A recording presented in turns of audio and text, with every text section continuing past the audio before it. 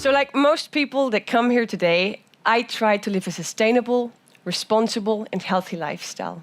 And in order to do that, I have to make a fantasillion choices in every single moment of my life. So let me walk you through my morning. First, I had a full-grain, healthy, organic muesli that doesn't contain palm oil, with seasonal fruits from local farmers. I used oat milk produced in Austria rather than soy milk produced in South America. I took a shower with a quick energy and water-saving tool. I used a deodorant that doesn't contain any traces of aluminium. I put on 100% vegan makeup that was not tested on animals. Then I filled water in my reusable bottle that does not contain any PCs, PUS, POS, or ABS. And then I packed everything in my organic fair trade cotton bag, came here by public transport, on my way, signed a petition against glyphosate, and joined a Facebook event for a TTIP demonstration. So I guess pretty much like all your mornings. And in order to make these informed choices, I need to read 1 to 2 hours of my 150 sources on Twitter, Facebook, Tumblr, to be informed and to be able to make these kind of choices. But you know what? Despite the fact that I spend so much time on all these choices, I still feel like I know absolutely nothing, because there's something new every day or every minute. Something to do, something to avoid, something to be mad about, something to sign a petition, read a scientific study. And in the end, I'm really like, okay, then you have these kind of things when it starts to contradict. This is the worst part. So take the sugar in my coffee, for example. Do I take the organic sugar from a local farmer close to Vienna that has low CO2 emissions, a low water footprint, and that supports the regional economy? Or do I take the brown sugar that enables José to send his kids to school? Or do I make the healthier choice and not take any sugar at all? And in the end, my coffee tastes kind of bitter because it's frustrating. No matter how hard I try, I never get the feeling of being 100% sustainable. And the thing is, I really care for those choices. I don't experience them as sacrifice, but many people won't, because we have already so many choices that we have to make every day. And somehow sustainability puts the cherry on the cake of choices. So some people won't even start trying. But now I want to talk about this feeling that sustainability always uses a moral pointing finger, creating a feeling of guilt. And I want to let you in on one of my darkest and deepest secrets. So this is me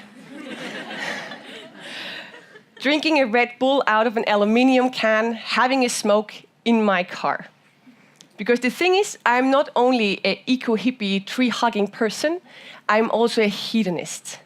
And when it comes to this is what really makes me happy. But when people see me like this, they're absolutely shocked. They feel betrayed. How can a person who lives a sustainably sound life do something like this?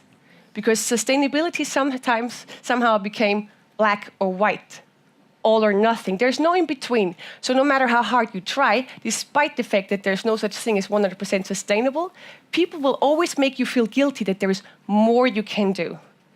But I want to show you with my story that being a hedonist and having a sustainable lifestyle doesn't need to be a contradiction.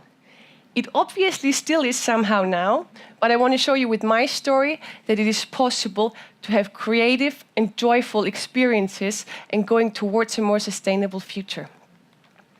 So, one quick question. Raise your hand if you feel bad when you have to throw something out. Or especially when you have to throw out food. Yeah? So studies show that 75% of all people have a feeling of guilt when they throw out food. And they really should. Imagine all the resources that go to waste if you throw something out. So you have all the land, the water, and the energy that was for producing the oats. Then you had the processing, you had the logistics to get it to the supermarket. And then you yourself, you spend time and money and effort to bring it to your home, just to throw everything away. So during my studies, I conducted research on food waste initiatives that try to tackle food waste in the household by giving tips and tricks and handy things on Facebook and Twitter and Instagram.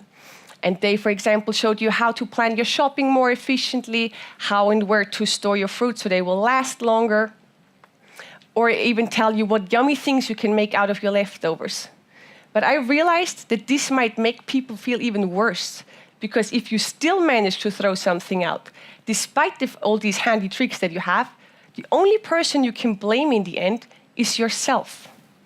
So I thought about what else is possible to do. So I took a step back and had a look at the entire supply chain. Most people know that supermarkets throw a lot of food away, but hardly anyone knows that in the very beginning of the supply chains, farmers have to throw out hundreds of tons of good fruits and vegetables every day. And this is mainly due to surplus and high cosmetic standards on the market. So let me give you an example. If you buy something per piece, it has a very small margin on grams of what you're allowed to sell in the supermarket. So if you have an apple that is 8 grams too heavy, it might not be sold in the supermarket. And the thing is that farmers have to produce up to 200% in order to have enough perfect fruits for the supermarket. And they don't have the time or capacity in peak seasons to do something with it. So think back about this nagging feeling that you have if you have to throw out food. Now imagine if you have to throw out 500 kilos or 2 tons of apples simply because they're too small. And you can also not blame the supermarkets for the per piece selling, because some supermarkets tried that people have to weigh all the vegetables and fruits, and they had a decrease in sales of 35%, because for some people it was simply too much to ask to weigh their fruits. And this brings us back to people being hedonists and not always wanting to think about things. So I wanted to find a solution that doesn't require the supermarket to change or the consumer to change.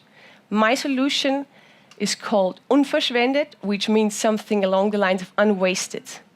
So last year, I started to tell farmers if they have surplus, they can come and call me. I will go there, pick up their fruits and turn it into chutneys, jams and syrups. So this is me in my little car again, now combining my secret and now also the joyful thing I do with Unverschwendet. And I was really overwhelmed how many people called me offering me their fruits, because for them I'm a relief. They feel like finally somebody's taking care of this, somebody's doing something. But then I thought, how can I talk in people that are beyond the eco movement? So do not only talk to sustainable people, but how do I get the foodies? How do I get the hedonists? So I tried really hard to think about recipes. So I have unconventional flavor combinations that people are excited about and that they really want to try out. And it doesn't stop with surplus fruits. I try to find zero-waste solutions in everything that I do. So for example, I share a kitchen with a vegan catering service that works during the night, and I use the kitchen during the day. So together, we unwaste one kitchen to full capacity rather than having 2 fully equipped kitchens. And for wrapping paper, I found a collaboration with a printing company that has hundreds of meters of unprintable paper that I can use for myself. So look at this supply chain. You have happy farmers who are relieved that they don't have to experience all this guilt anymore, me happily cooking regional seasonal fruits, and you have consumers who are excited about the products that I make. And this is what sustainability can look like. So making choices is really hard, and making sustainable choices even more so. But considering all the choices that we have to make every single day and all the challenges we are facing in the world at the moment, I think people sometimes just need a timeout. They need to be picked up where they are and show them that sustainability is something joyful. And by enjoying something, they can do something good. And I also think that we should really stop to feel guilty if we sometimes make unsustainable choices. Because every little tiny sustainable choice you make is more than nothing. So the thing is, I will still drive my car, smoke my cigarette and drink my Red Bull. And maybe one day somebody will come up with a nice sustainable choice for me for these things. And until then, I won't feel bad about it. I will try my very best in all other things that I can do. And I think that you should do the same. So thank you very much.